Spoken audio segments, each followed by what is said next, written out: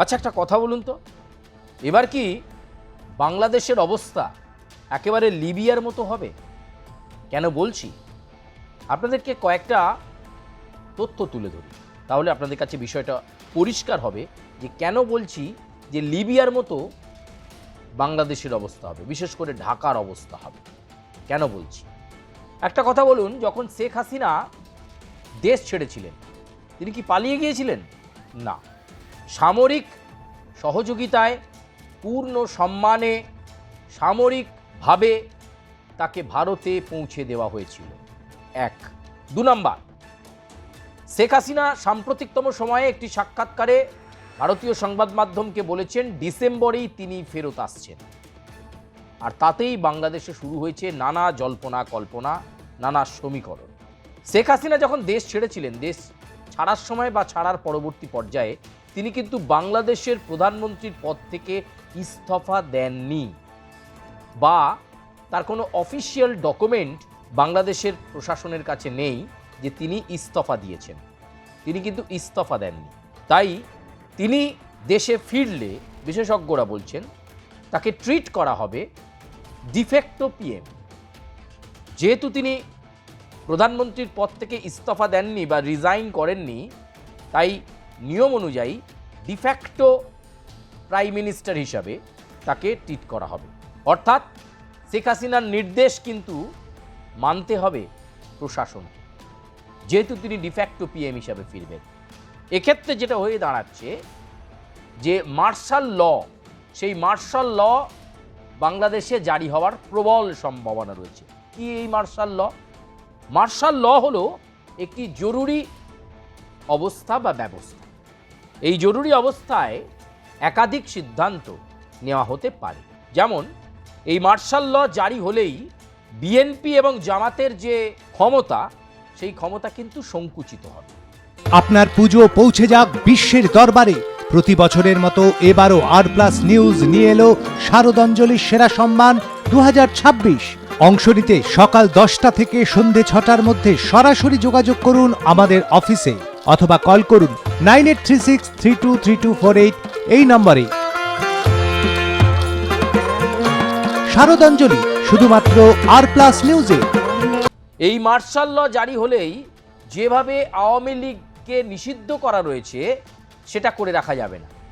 আওয়ামী লীগকেও তাদের মতো করে রাজনীতি করার সুযোগ করে দিতে হবে। এই মার্শাল ল জারি হলে ডিফ্যাক্টো প্রাইম মিনিস্টার হিসেবে শেখ হাসিনা যখন ফিরবেন, তিনি তারেক রহমানের মতনই সম্মান পাবেন। নির্বাচিত সরকারের পক্ষ থেকে জিতে এসে প্রধানমন্ত্রী হয়েছেন তারেক রহমান, কিন্তু শেখ হাসিনা তো রিজাইন করেননি। তাই ডিফ্যাক্টো প্রধানমন্ত্রী হিসাবে শেখ হাসিনাকেও সমান গুরুত্ব দিতে হবে। শেখ হাসিনার নির্দেশও কিন্তু শুনবে প্রশাসন থেকে সেনা। এই এক আশ্চর্য সমস্যায় পড়েছে বাংলাদেশ, আশ্চর্য সমস্যায় বাংলাদেশ পড়ে গেছে। কেন হলো? সেটা হচ্ছে বাংলাদেশে সংবিধানের ৫৫ যে সংশোধনী শোনা যাচ্ছে, সেই সংবিধানের ৫৫ সংশোধনী বাতিল হয়ে গেছে।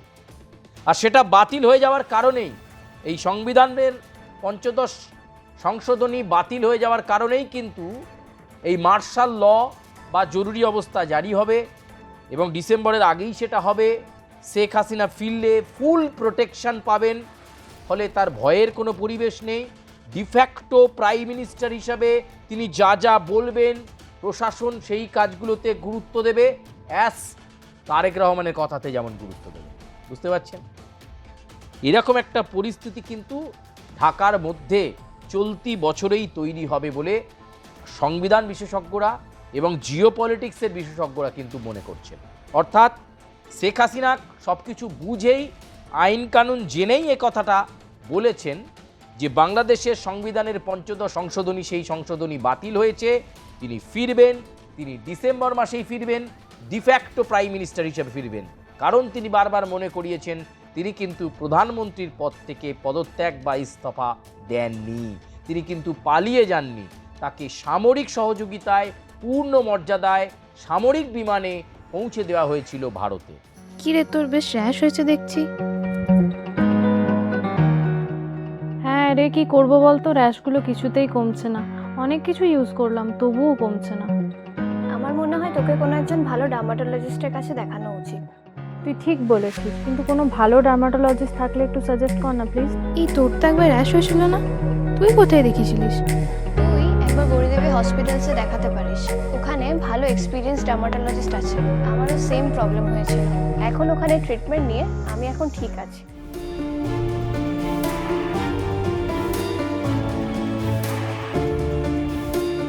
গৌরী দেবী হসপিটাল, রাজবাঁধ, দুর্গাপুর। যোগাযোগ 8001003333, 8001113333।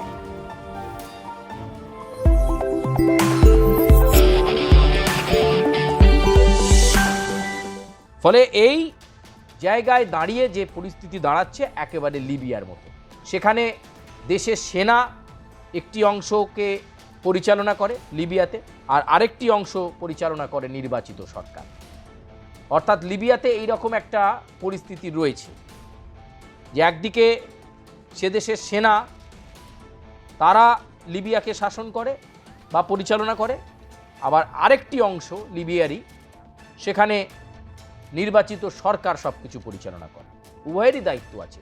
ঠিক লিবিয়ার ঢঙেই কি বাংলাদেশ তথা ঢাকা ভেঙে যাবে? অর্থাৎ তারেক রহমানও পরিচালনা করবেন, শেখ হাসিনাও পরিচালনা করবেন। এই জটিল পরিস্থিতির সম্মুখীন কিন্তু হতে চলেছে বাংলাদেশ। মার্শাল ল চালু হলেই সমান গুরুত্ব পাবেন তারেক রহমান এবং শেখ হাসিনা। এই জায়গায় দাঁড়িয়ে একটা কঠিন জটিল অঙ্কের মধ্যে বাংলাদেশ যে চলে গেছে বা পড়ে গেছে এ কথা বলা যেতে পারে। পঞ্চদশ সংশোধনী বাতিল হয়ে যাওয়ার কারণে এই সমস্যায় পড়তে হলো বাংলাদেশকে। একেবারে লিবিয়ার ঢঙে ভেঙে যেতে পারে ঢাকা। প্রিয় দর্শক বন্ধু, আপনারা আজকের এই প্রতিবেদনকে কিভাবে দেখছেন? আপনারা আপনাদের মতামত জানাবেন। অবশ্যই লাইক করবেন, সাবস্ক্রাইব করবেন, বেল আইকনে প্রেস করবেন এবং আর কি ধরনের প্রতিবেদন আপনারা দেখতে চাইছেন আপনারা জানাবেন। আমরা চেষ্টা করব আপনাদের কাছে সেই ধরনের প্রতিবেদন তুলে ধরার জন্য। আপাতত ধন্যবাদ, বিদায় নিচ্ছি। দেখা হচ্ছে পরবর্তী কোনো পর্বে।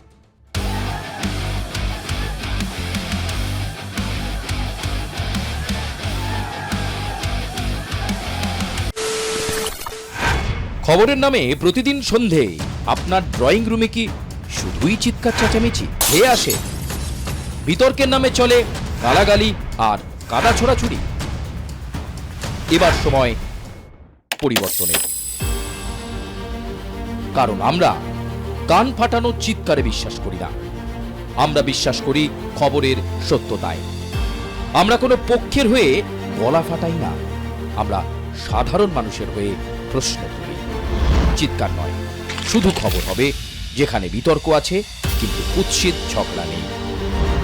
সঠিক তথ্য, বিশ্বস্ত খবর। নজর রাখুন আর প্লাস নিউজে।